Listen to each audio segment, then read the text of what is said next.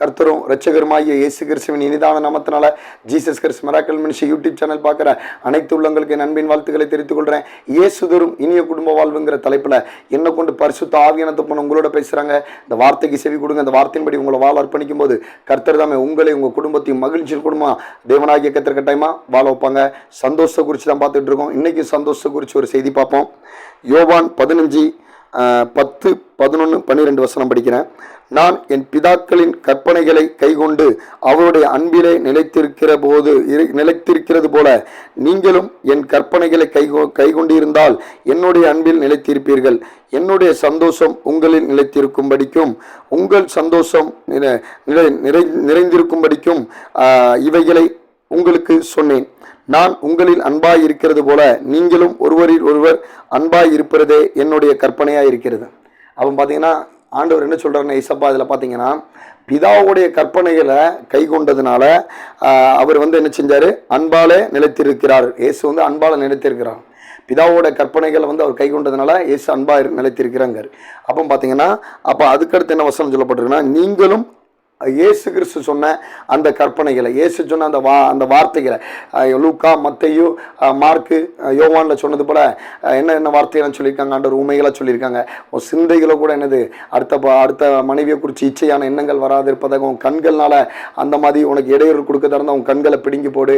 அதுக்கப்புறம் விக்கிர ஆராதனை பண்ணாத, அதுக்கப்புறம் என்ன செய்யலாம், வேசித்தனம் பண்ணாத, நிறைய காரியங்கள் இதில் என்ன செஞ்சிருக்காரு ஆண்டவர் ஊமைகளாக சொல்லியிருக்காங்க. அப்போ ஆண்டோடைய அந்த வார்த்தைகள், அந்த இயேசு கிறிஸ்து சொன்ன அந்த வார்த்தைகளின்படி அந்த அவருடைய வார்த்தைகளோட கற்பனைகளின்படி நம்ம வாழ்ந்தோம்னா அவர் அன்பா இருந்தது போல அவருடைய அன்புல நம்ம என்ன செஞ்சிருப்போம், நிலைத்திருப்போம் வேதவசனம் சொல்லுது. அப்போ நம்ம அவருடைய இயேசு கிறிஸ்து சொன்ன அந்த வார்த்தையின்படி நம்ம வாழ்றோமா, வாழ்ந்தாதான் அவர் எவ்வளோ பாடு ஊத்திரம் நிந்த வரும்போதும் அன்பாவே இருந்தது போல, அந்த அன்பா சகிச்சது போல நம்மளுக்குள்ளே அந்த அன்பா சகிக்கக்கூடிய அந்த நம்ம வாழ்க்கையில காணக்கூடிய பாடு ஊத்திரம் நிந்த வந்தாலும் அந்த அன்பான இயேசு நமக்குள்ள இருக்கிறதுனால, அவரோட வார்த்தை நமக்குள்ள இருக்கிறதுனால அந்த ஊத்திரத்தை அந்த பாட நிந்தை என்ன செய்யலாம், நம்மளும் அன்பா என்ன செய்யலாம், சகிக்கலாம் அப்படின்னு ஆண்டவர் சொல்றாரு. அப்ப அதுக்கப்புறம் பாத்தீங்கன்னா, நான் உங்களில் அந்த 11ஆம் வசனம் படிக்கிறேன். என்னுடைய சந்தோஷம் உங்களில் நிலைத்திருக்கும்படிக்கும் உங்கள் சந்தோஷம்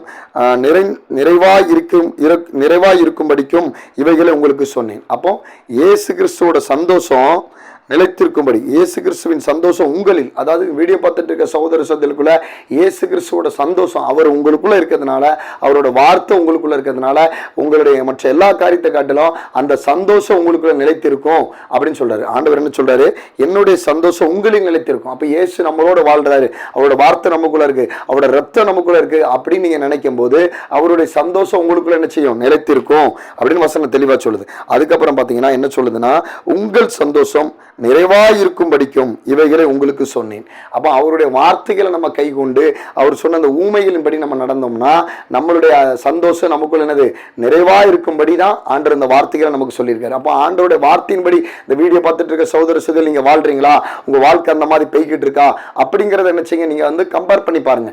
கம்பேர் பண்ணி பார்த்துட்டு எந்த இடத்துல ஆண்டவரோட வார்த்தையின்படி நீங்க வாழாம இருக்கீங்களோ அந்த இடத்துல இயேசு கிறிஸ்து சொன்ன அந்த வார்த்தையின்படி உங்களை வாழ அர்ப்பணிக்க, அவங்களை மாற்றிக்கொண்டு நீங்க வாழும்போது அந்த சந்தோஷம் இயேசு கிறிஸ்து உங்களுக்கு கொடுத்துட்டு போன அந்த சந்தோஷம் உங்களுக்குள்ள எப்பவுமே நிறைவா இருக்கும்னு வேதவசனம் சொல்லுது. அப்போ அந்த வார்த்தையின்படி நீங்க வாழ அர்ப்பணிக்கும் போது, அந்த வார்த்தையை உங்களுடைய வாழ்க்கையில நீங்க அப்ளை பண்ணும்போது இயேசு கிறிஸ்து உங்களுக்குன்னு வச்சுட்டு போன அந்த சந்தோஷம் உங்களுக்குள்ள நிலைத்திருக்குன்னு வேதவசனம் தெளிவா சொல்லுது. அதுக்கப்புறம் பாத்தீங்கன்னா, ஒருவன் என்ன பண்ணுறான், ஒருவன் தன் சிநேகிதனுக்காக தன் ஜீவனை கொடுக்கிற அன்பிலும் அதிகமான அன்பு ஒருவரிடத்திலும் இல்லை. அப்போ பார்த்தீங்கன்னா ஆண்டவர் என்ன செஞ்சிருக்காரு, நம்மளை சிநேகிதராக நினைக்க போய் தான் என்ன செஞ்சிருக்காரு, அந்த நம்மளுக்காண்டி தன்னுடைய ஜீவனே கொடுத்துருக்காரு.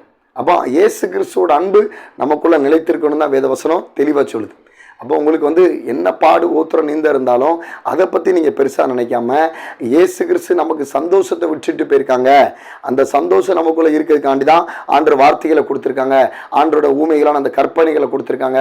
ஆனால் நம்ம அந்த வார்த்தைப்படி நம்ம வாழ்கிறோமா அப்படின்னு ஒவ்வொருத்தரும் நினைச்சிங்க, உங்களுடைய வாழ்க்கையை நினைச்சிங்க, அதை இயேசுவோட வார்த்தையின்படி அந்த யோவான், மார்க்கு, மத்தேயுல சொன்ன அந்த வார்த்தையின்படி உங்கள் வாழ்க்கை இருக்கான்னு அதை முதல்ல நினைச்சிங்க, அதை முதல்ல கவனிங்க. அதை கவனித்து எந்தெந்த இடத்துல இல்லையோ அந்தந்த இடத்துல ஆண்டவர் சொன்ன அந்த வார்த்தையின்படி உங்களை மாற்றுங்க. அதுக்கப்புறம் அந்த மாதிரி ஜெபம் பண்ணுங்க. கண்டிப்பாக ஆண்டவர் உங்களுக்குள்ள அவருடைய சந்தோஷம் உங்களுக்குள்ள நிலைச்சிருக்கும். அந்த சந்தோஷம் நிறைவாகவும் இருக்கும். அதனால் இந்த வார்த்தை உங்களுக்கு, அந்த ஆண்டோட வார்த்தையின்படி நீங்கள் உங்களை வாழ அர்ப்பணிக்கும் போது கண்டிப்பாக அந்த சந்தோஷம், இயேசு கிறிஸ்துவோட சந்தோஷம் உங்களுக்குள்ளே எப்போவுமே நிறைந்திருக்கும், அது நிறைவாக இருக்கும் அப்படின்னு இந்த வசனத்தின் மூலிமா உங்களுக்கு தெரிவித்துக் கொள்கிறேன். அப்புறம் பார்த்தீங்கன்னா சில ஊழியக்காரங்க பார்த்தீங்கன்னா ஆண்டோட வசனத்துக்கு ரொம்ப முக்கியத்துவம் கொடுப்பாங்க. அந்த மாதிரி நீங்கள் ஆண்டோட வசனத்துக்கு, ஏசப்பா சொன்ன அந்த யோவான், மத்தேயு, மார்க் வசனத்தின்படி உங்களோட வாழ்க்கையை நீங்கள் வாழ அர்ப்பணிக்கும் போது அந்த வார்த்தை கண்டிப்பாக உங்களை சந்தோஷமாகவும் மகிழ்ச்சியாகவும் கண்டிப்பாக வாழ வைக்கும். ஏன்னா அந்த வார்த்தை ஆண்டவர் நம்மளுக்கு கொடுத்துட்டாங்க ஏசப்பா. ஏன்னா அந்த வார்த்தையின்படி நீங்கள் படித்து அதை உங்கள் வார்த்தையை உங்கள் வாழ்க்கைக்கு நடைமுறைக்கு கொண்டு வரும்போது இயேசு கிறிஸ்து சொன்ன சந்தோஷம் உங்களுக்குள்ள எப்போது நிலச்சிருக்கும், அந்த சந்தோஷம் நிறைவாக இருக்கும்னு இந்த வசனத்தின் மூலமாக உங்களுக்கு தெரிவித்துக் கொள்கிறேன். நீங்கள் ஒருத்தர் என்ன செய்யுங்க, நேசிங்க, ஒருத்தர் என்ன அன்பு செலுத்துங்க.